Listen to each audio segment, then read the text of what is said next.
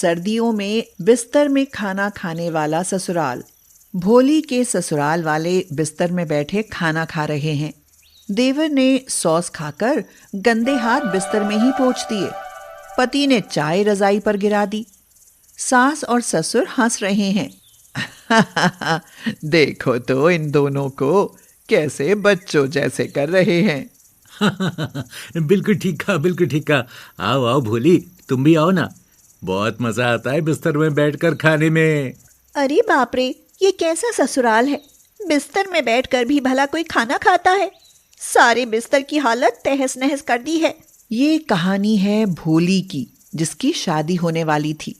आज सुबह के 5 बजे थे और भोली अपने मोहल्ले में जॉगिंग वाले कपड़े पहनकर दौड़ रही थी। वाह वाह, सुबह सुबह भागने का मजा ही कुछ और है। क्या नज़ारे हैं, क्या ठंडी ठंडी हवा। दिमाग एकदम फ्रेश हो गया। लगभग 1 घंटा दौड़ने के बाद भोली वापस अपने घर पहुंचती है। वहां उसकी माँ सरिता दूध वाले से दूध ले रही थी। अरे भोली, आज तू फिर से इतनी सुबह सुबह दौड़ने चली गई। मैंने तुझसे कितनी बार कहा है, ऐसे मोहल्ले में दौड़ने जाना अच्छा नहीं लगता। और तू है कि सुबह सुबह ये जीन्स चढ़ाकर दौड़ने निकल जाती है।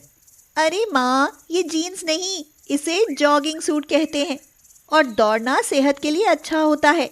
खास तौर पर सर्दियों में तो हमें ऐसे एक्सरसाइज करते ही रहना चाहिए, वरना हम मोटे हो जाएंगे।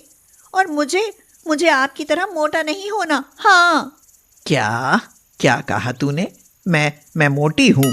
और क्या माँ, आपका पेट निकल रहा है, इसलिए आप भी मेरे साथ एक्सरसाइज करने चला करो। हाँ। सरिता और भोली यही बातें करते हुए घर के अंदर जाती हैं।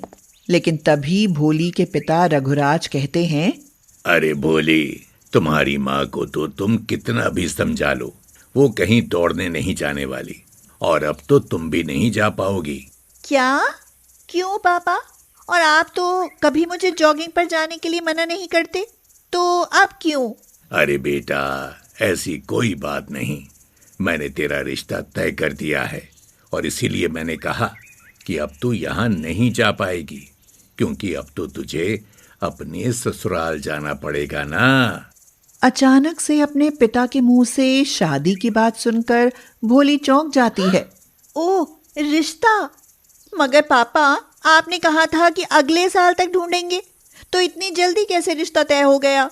अरे बेटी, मुझे लगा था रिश्ता मिलने में वक्त तो लगेगा ही, मगर अब इतना अच्छा रिश्ता मिल गया तो मैंने उन्हें हाँ बोल दी। बड़ा अच्छा परिवार है। लड़के का नाम मोनू है और वो बड़ी कंपनी में काम करता है। वो लोग बहुत अमीर हैं। अच्छा, ऐसा है क्या पापा?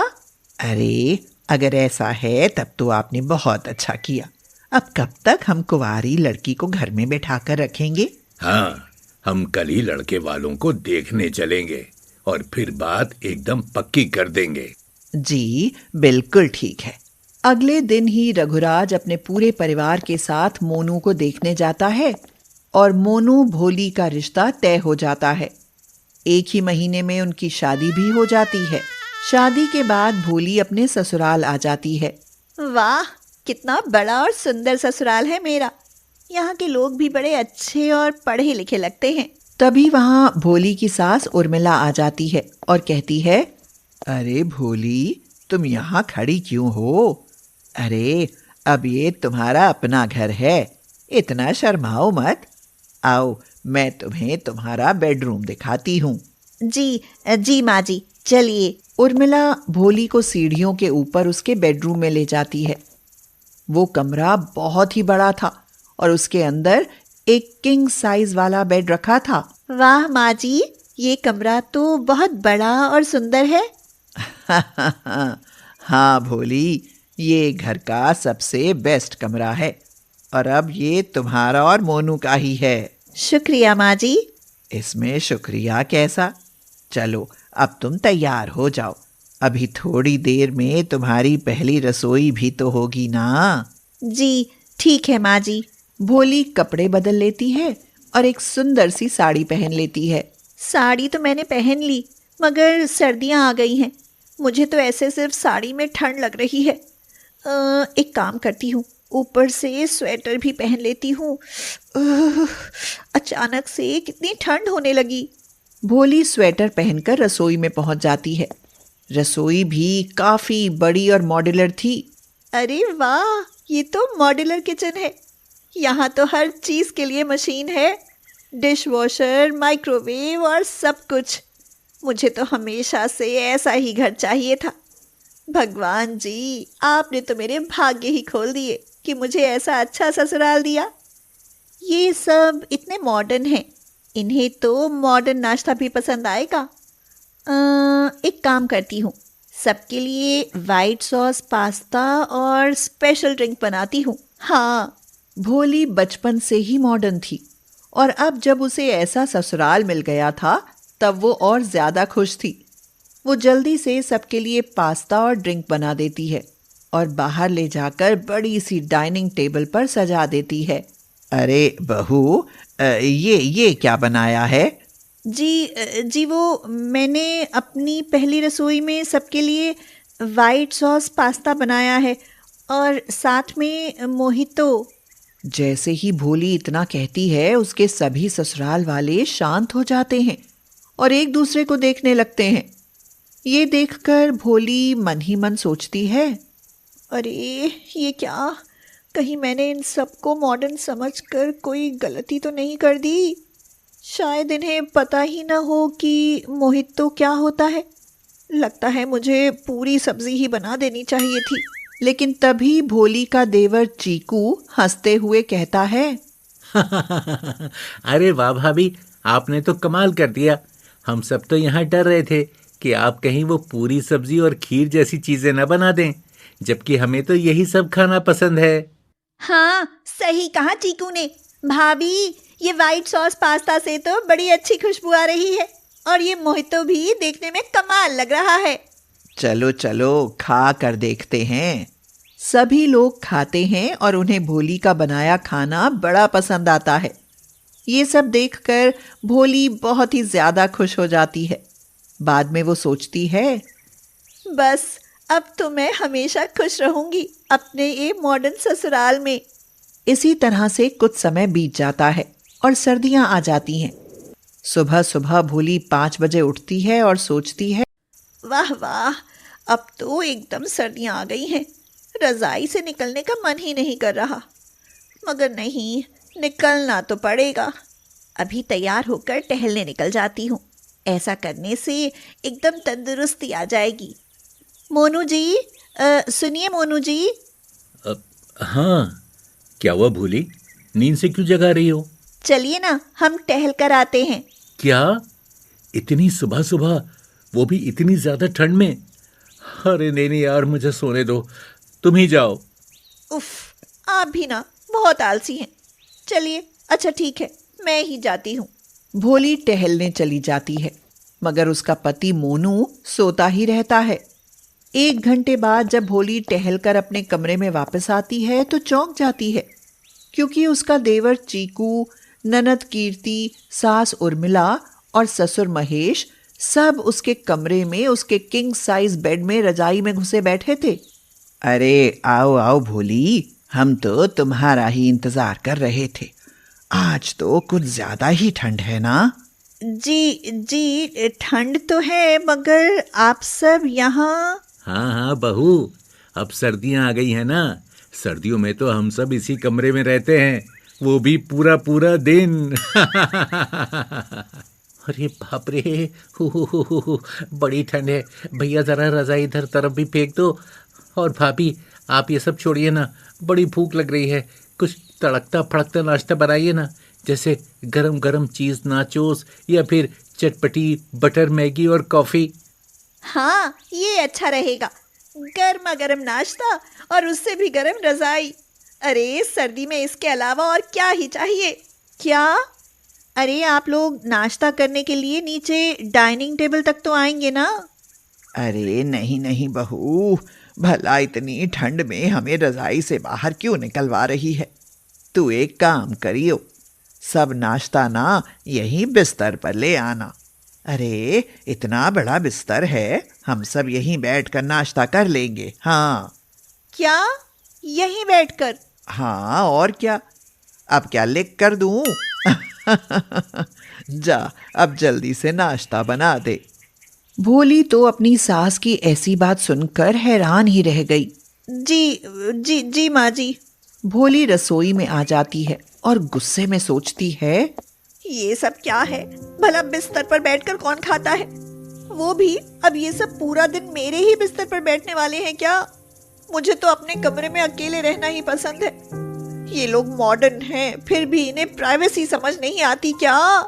हाँ, खैर, शायद सिर्फ नाश्ते के लिए बैठे हों और बाद में चले जाएं। हाँ, जल्दी से इन्हें नाश्ता करा देती हूँ ताकि फिर ये सब अपने अपने कमरे में जाएं। हाँ, यही सही रहेगा।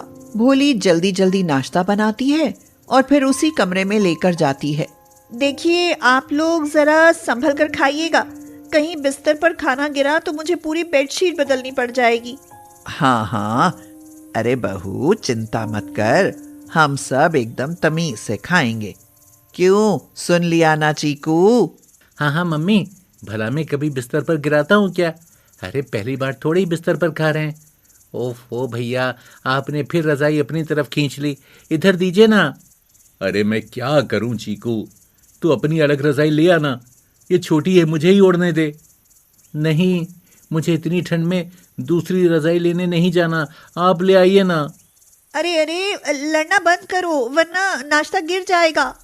कॉफी गिरा मत देना, उसका दाग आसानी से नहीं जाता है ना। हाँ हाँ भाभी, आप ये भैया को कहो ना, मेरी बात नहीं सुन रहे। अरे मैं क्या सुनूं भला, बस बहुत हो गया, तू जाकर दूसरी रजाई लिया, ये मेरी है।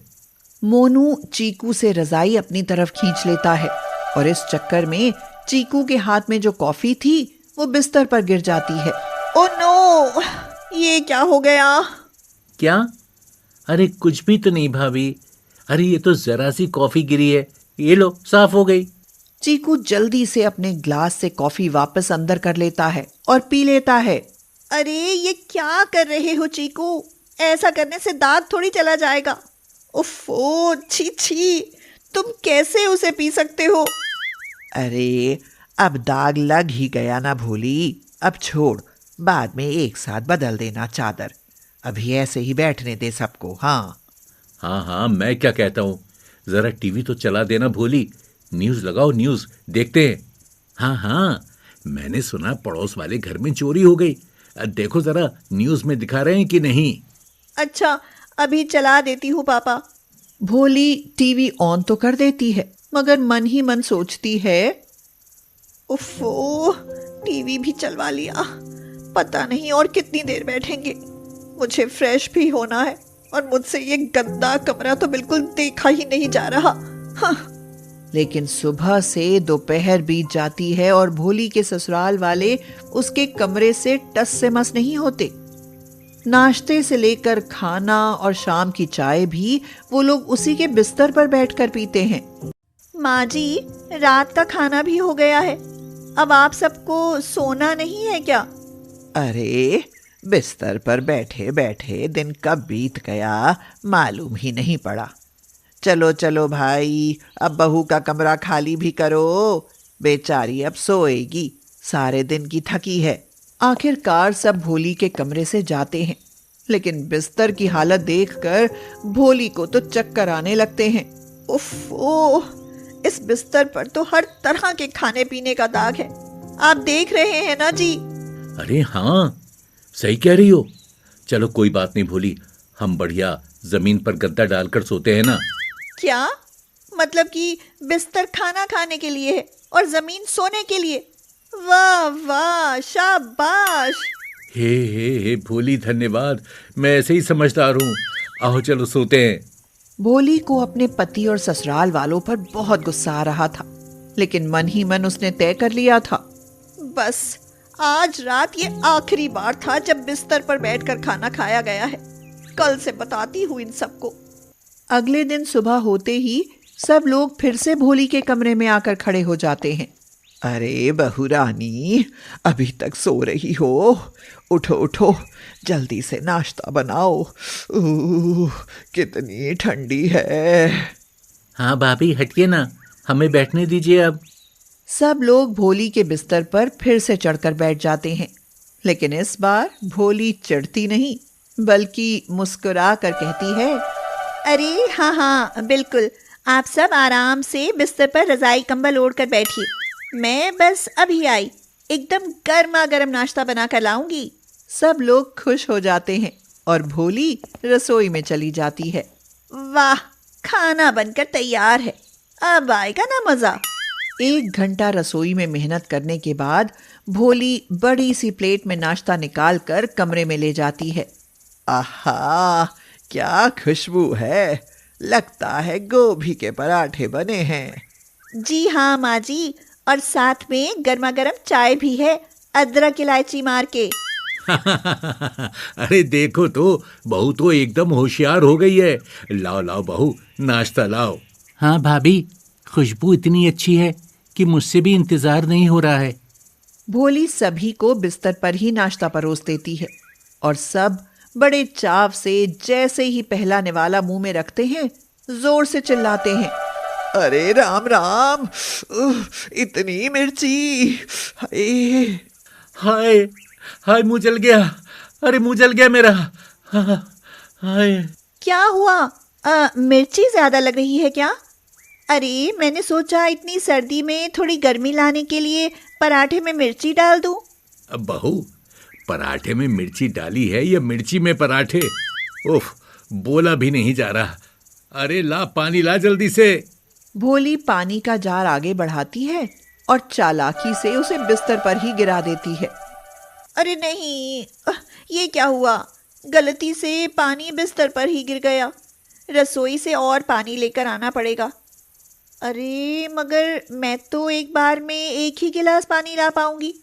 आप लोग यहीं आराम से बिस्तर पर बैठिए, मैं आपके लिए एक एक करके पानी लाती हूँ। क्या? अरे तब तक तो कान से धुआं निकलता ही रहेगा। रहने दे बहू, मैं तो खुद उठकर जाती हूँ और पानी पी लेती हूँ। मैं भी आ रहा हूँ माँ। हाँ, ये मिर्ची, जबान जल गई मेरी। और ऐसे ही एक एक करके सभी लोग बिस्तर छोड़कर भाग खड़े हुए। इस तरह से थोड़ी देर के लिए तो भोली ने सबको बिस्तर से उठा दिया, मगर वो नहीं जानती थी कि उसके ससुराल वाले इतनी जल्दी मानने वाले नहीं हैं। पानी पीने के बाद सब फिर से वहीं आकर बैठ जाते हैं और टीवी देखने लगते हैं। अरे वो तो अच्छा हुआ, ज्यादा पानी नहीं गिरा और गद्दा गीला नहीं हुआ, सिर्फ चादर बदलने से ही काम चल गया।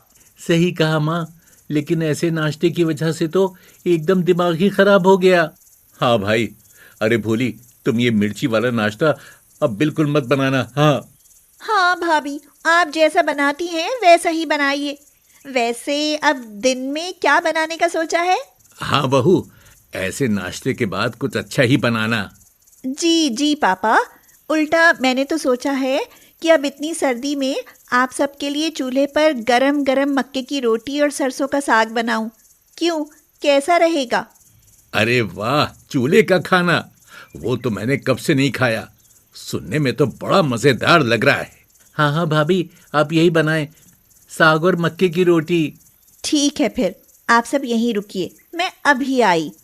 भोली नीचे चली जाती है और सब बैठकर टीवी देखने लगते हैं, लेकिन तभी भोली चूल्हा उठाकर ऊपर ले आती है और लाकर बिस्तर के बीच में रख देती है। ये देखकर सब दंग रह जाते हैं। अरे अरे, ये क्या कर रही हो बहू? क्या? मैं तो बस चूल्हे पर खाना बनाने की तैयारी कर रही हूँ माँ जी। मगर यहाँ क्यों भोली? ये बिस्तर पर भला चूल्हा कौन जलाता है? अरे, अगर आप सब बिस्तर पर गरम गरम रजाई के बीच में बैठकर खा सकते हैं तो मैं बना भी नहीं सकती क्या? मगर भाभी, यहाँ चूल्हा जलाएंगी तो बिस्तर के साथ साथ हम सभी जल जाएंगे। ओ, मगर आप लोग बिस्तर गंदा कर सकते हैं, तो मैं अगर थोड़ा बहुत जला दूंगी तो भी क्या ही फर्क पड़ जाएगा। नहीं, अब सर्दियां हैं तो रजाई में बैठने के लिए इतना तो चलता ही है ना। अब तो भोली की बात सुनकर सब एकदम चुप हो जाते हैं। सब समझ जाते हैं कि भोली क्या कहना चाहती थी। मान गए बहू तुम्हें। चलो भाई, सब लोग चलो, अब से यहाँ कोई बिस्तर पर बैठकर नहीं खाएगा। ठीक है ना बहू रानी? बिल्कुल ठीक माँ जी, आप तो बाकी सबसे ज्यादा समझदार निकली। सभी लोग उठ जाते हैं और नीचे डाइनिंग टेबल पर चले जाते हैं। ये देखकर भोली जोर से हंसती है। अब तो ये सब भी जान गए कि मैं सिर्फ नाम से ही भोली हूँ, काम से नहीं।